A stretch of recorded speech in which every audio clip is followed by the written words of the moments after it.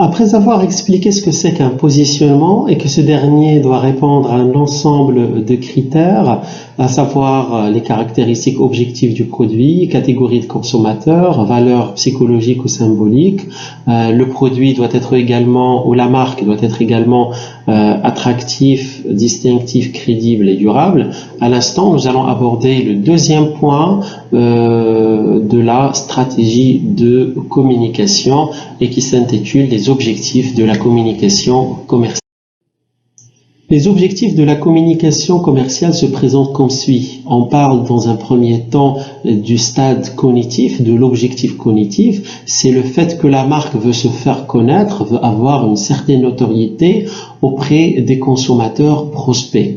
Une fois que la marque est connue, on cherche à atteindre le deuxième objectif qui est le stade affectif. C'est créer des liens avec le consommateur, c'est faire aimer le produit-service au consommateur. Une fois que le consommateur prospect a aimé le produit, on passe directement au troisième stade qui est l'objectif conatif, c'est inciter ce dernier à acheter le produit, à le racheter et à le fidéliser.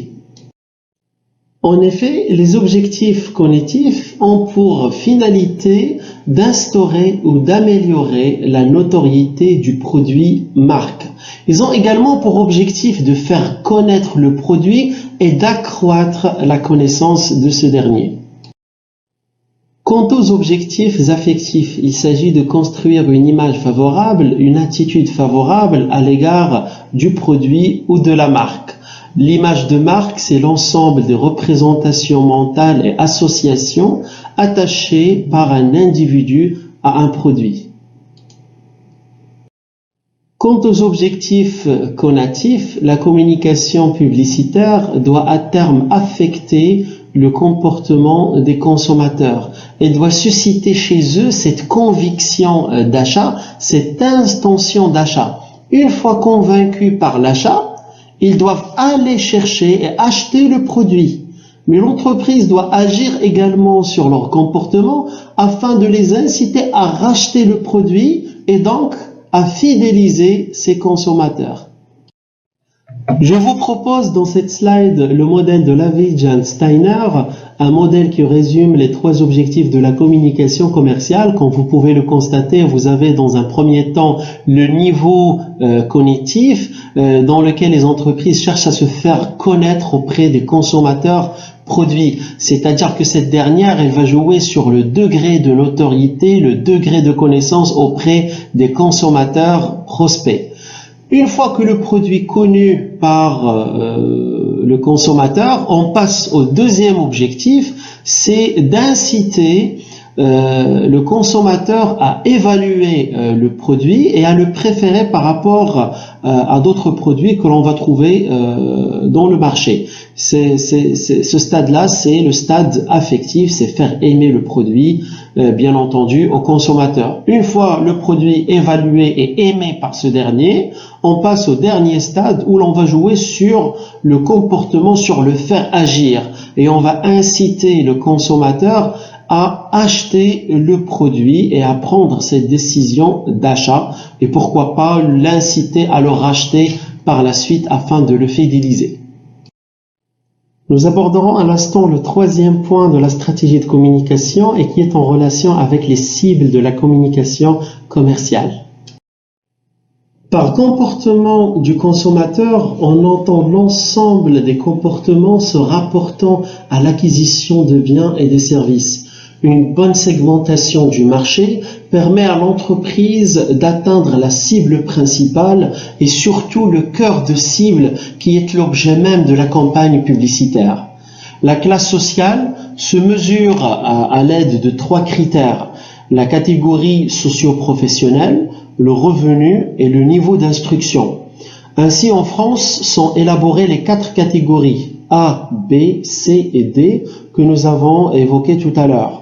A, c'est la classe aisée, c'est la classe riche. B, classe moyenne supérieure. C, classe moyenne inférieure. Et D, classe modeste, pour ne pas dire pauvre. Que veut-on dire par la cible, the target, al-hadaf? C'est tout simplement l'ensemble des personnes qui sont visées par une action de communication publicitaire. Je vous propose dans cette slide un schéma qui résume la question des cibles de la communication. Vous avez en jaune la cible principale générale et en bleu le corps de cible. Afin de déterminer la cible principale, on doit absolument nous appuyer sur deux critères, un critère quantitatif et un critère qualitatif. Le quantitatif, on doit faire attention à 3 points. La question socio-démographique de la région dans laquelle le produit sera lancé, la géographie de la région et également le revenu de la population. Pour ce qui est du critère qualitatif, on doit faire attention également aux motivations de la population, leur centre d'intérêt. Est-ce que c'est une population qui s'intéresse au parc de jeux? C'est une population qui s'intéresse au voyage? C'est une catégorie qui s'intéresse à la consommation? Et si jamais c'est une société qui aime consommer, quels sont les freins qui vont les empêcher de consommer un tel produit ou ou de profiter d'un tel service, et quels sont leurs styles de vie? Par exemple, le style de vie des Casablancais est tout à fait différent de celui des Gadjiri. Le style de vie des Gadjiri est tout à fait différent des Tangérois.